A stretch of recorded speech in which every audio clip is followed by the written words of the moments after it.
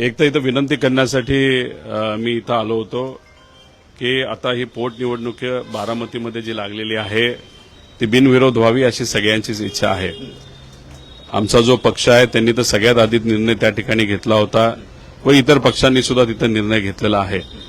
तर आता इथे येऊन सपकाळ साहेबांना आम्ही विनंती केलेली आहे। शेवटी तो पक्ष वेगळा आहे, पण त्यांनी उमेदवारी भरत असताना जर आपण बघितलं असेल एक संदेश फार महत्वाचा आणि मोठा दिलेला आहे की दादांना खऱ्या अर्थाने जो न्याय मिळाला पाहिजे होता एफआयआरच्या बाबतीत असेल तपासाच्या बाबतीत तो आज या महाराष्ट्रामध्ये दिला जात नाही। हा संदेश फॉर्म भरून काँग्रेसली खूप मोठा त्या ठिकाणी तिथं दिलेला आहे।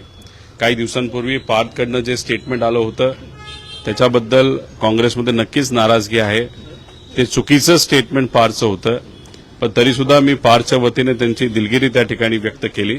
मला असं वाटतं की योग्य असा निर्णय काँग्रेसकडनं नक्कीच त्या ठिकाणी घेतला जाईल।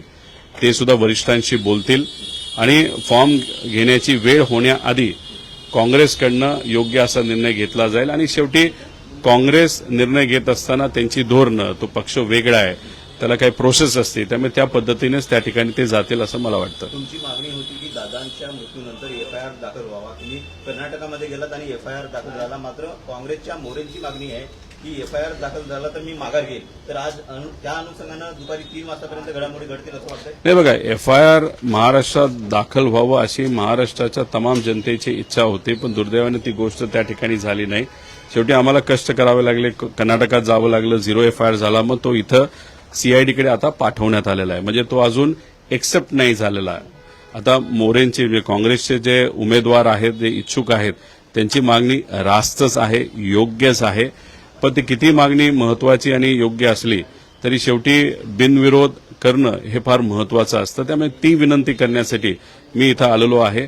आता निर्णय शेवटी काँग्रेसचे प्रदेश अध्यक्ष व वरिष्ठ नेते घेत असतात, कारण तो पक्ष वेगळा आहे, त्यामुळे सकारात्मक निर्णय ते घेतील अशी माझी अपेक्षा आहे। त्यांनी काय आश्वासन दिलंय का दुपारी 3 पर्यंत काही होईल असं? नाही, कुठल्याही पक्षामध्ये एकतर ते बोलत असताना अजितदादांचा ऍक्सिडेंट, ज्या पद्धतीने न्याय मिळाला पाहिजे, त्याला होणारा विलंब, या सगळ्या गोष्टींवर आमची जास्त चर्चा झाली आणि त्याच्याचबरोबर बिनविरोध करत असताना काही लोकांशी सुद्धा ते माझ्यासमोर त्या ठिकाणी बोलले, वरिष्ठांशी बोलले, चर्चा झाली। पुढच्या काही तासांमध्ये अजून काही वरिष्ठांची चर्चा करतील, कारण शेवटी माघार घेण्यासाठी सुद्धा एक प्रोसेस असते एखाद्या पक्षाची। ती प्रोसेस पूर्णपणे ते सांभाळून त्या पद्धतीने जाऊन योग्य असा निर्णय घेतील असा विश्वास तरी मला वाटतो।